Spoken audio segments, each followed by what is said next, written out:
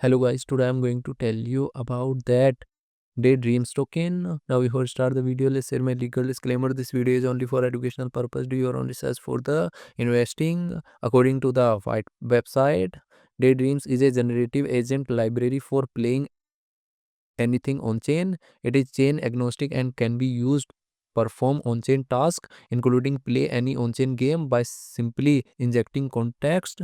Daydreams is MIT licensed and built by developers with deep expertise in gaming and blockchain infrastructure.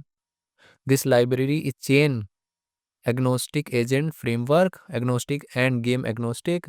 They will be able to plug and play any game or agent framework into any dreams. It is designed to be as little as possible, keep it simple and powerful. Any Dream project institution rating is 2.9. Any Dream token total supplies 1.03 billion and circulating supplies around 849.48 million Dreams token.